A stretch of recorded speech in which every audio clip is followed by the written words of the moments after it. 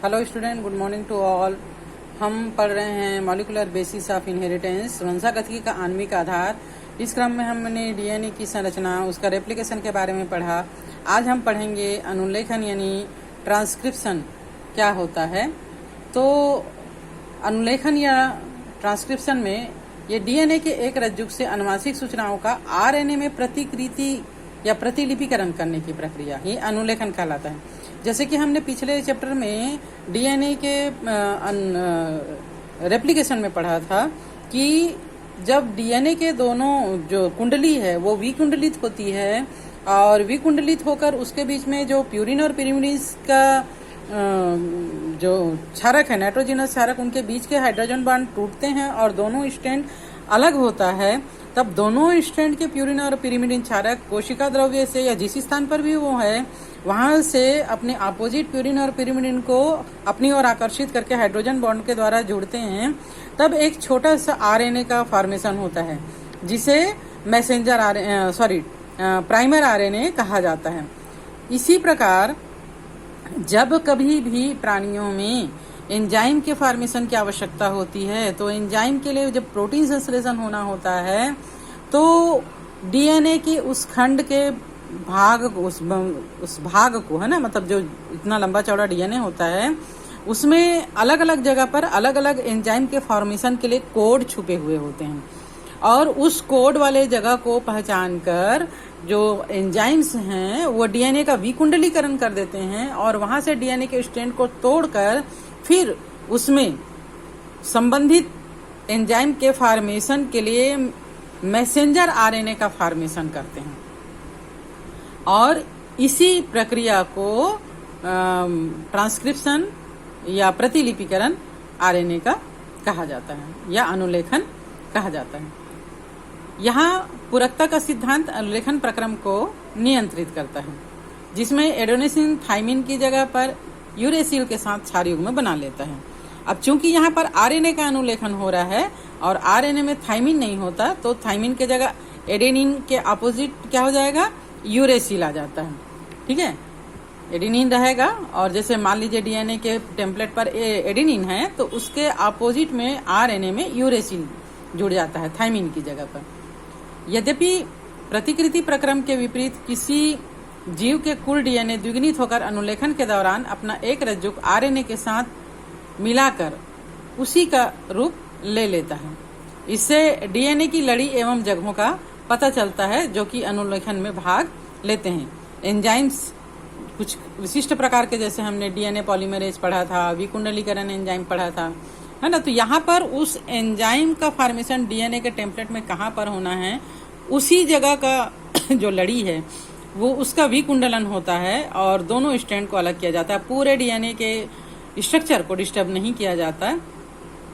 अब प्रश्न ये उठता है कि अनुलेखन के दौरान दोनों रज्जुक की प्रतिलिपिकरण क्यों नहीं होती है ना। मतलब यहाँ पर केवल जब आरएनए का प्रतिलिपिकरण हो जाता है, अनुलेखन हो जाता है, मतलब जिस प्रकार का एंजाइम का फॉर्मेशन करना है उस प्रकार का मैसेंजर आरएनए डीएनए के टेम्पलेट में बन जाता है तो वह आरएनए का जो भाग है वो डीएनए से अलग हो जाता है और पुनः डीएनए की दोनों लड़ियां जो है वो आपस में मिल जाती है। तो यहाँ पर ये बोला जा रहा है कि अनुलेखन के दौरान दोनों रज्जुकों की प्रतिलिपिकरण क्यों नहीं होती। मतलब यहाँ पर वो बीच के खंड में दो डीएनए क्यों नहीं बन जाता। तो इसका उत्तर ये है कि प्रथम दोनों रज्जुक टेम्पलेट के रूप में कार्य करते हैं, तब उनसे विभिन्न अनुक्रम वाले आरएनए अणुओं का अनुलेखन हो जाता है। यदि प्रोटीन का कूट लेखन करते हैं तब प्रोटीन में पाए जाने वाले अमीनो अम्ल का अनुक्रम भिन्न हो जाता है। यदि डीएनए का एक भाग दो भिन्न प्रोटीन का कूट लेखन करता है तब आनुवंशिक सूचना स्थानांतरण तंत्र के द्वारा जटिलता उत्पन्न हो जाता है। दूसरा, साथ साथ दो आरएनए अणुओं जो एक दूसरे के पूरक हैं के निर्माण से द्विरज्जुक आरएनए का निर्माण हो जाता है जिससे आरएनए के प्रोटीन में अनुलेखन नहीं हो पाता और अनुलेखन का प्रयास जो है वो व्यर्थ हो जाता है। कहने का मतलब ये है कि एंजाइमों की सहायता से डीएनए के उस भाग को पहचान कर वहां पर आरएनए का संश्लेषण होता है, फिर एंजाइम ही आरएनए के टेम्पलेट को अलग कर देता है और डीएनए का जो आमने सामने के रज्जुक होते हैं उनमें अपोजिट नाइट्रोजिनस क्षारक जो है वो आपस में ही आकर्षित होकर हाइड्रोजन बॉन्ड के द्वारा पुनः जुड़ जाते हैं और इस प्रकार डीएनए का अनुलेखन नहीं होता, केवल आरएनए का ही अनुलेखन होता है। इस क्रम में हम आगे पढ़ते हैं अनुलेखन इकाई ट्रांसक्रिप्शन यूनिट क्या होता है। डीएनए में अनुलेखन इकाई के मुख्यतः 3 भाग होते हैं। उन्नायक यानी प्रमोटर, प्रमोट करने वाला, प्रमोट किसको करेगा? आरएनए के फॉर्मेशन या अनुलेखन को प्रमोट करने वाला। दूसरा संरचनात्मक, मतलब आरएनए का संरचना का निर्माण करने वाला जीन। और तीसरा है समापक, टर्मिनेटर, यानी अब आरएनए का लंबाई जो है वो इतनी होनी चाहिए, यहाँ तक ही एंजाइम फॉर्मेशन के लिए चाहिए, अब इसको समाप्त करना है, तो समापक, टर्मिनेटर कहलाता है। अनुलेखन इकाई के संरचनात्मक जीन डीएनए के द्विरज्जुक का ही भाग होता है। चूंकि रज्जुक विपरीत ध्रुवत्व की ओर होते हैं, इसलिए डीएनए निर्भर आरएनए पॉलीमरेज बहुकलन केवल एक ही दिशा में 5 प्राइम से 3 प्राइम की ओर ही उत्प्रेरित होता है। ये हमने पहले भी पढ़ा था कि एक रज्जुक 5 प्राइम से 3 प्राइम में पहले ही आरएनए का, प्राइमर आरएनए का निर्माण होता है। रज्जुक जिसमें ध्रुवत्व 3 प्राइम से 5 प्राइम की ओर होता है वो टेम्पलेट के रूप में काम करता है, एक सांचा है ना, इसलिए ये टेम्पलेट रज्जुक कहलाता है।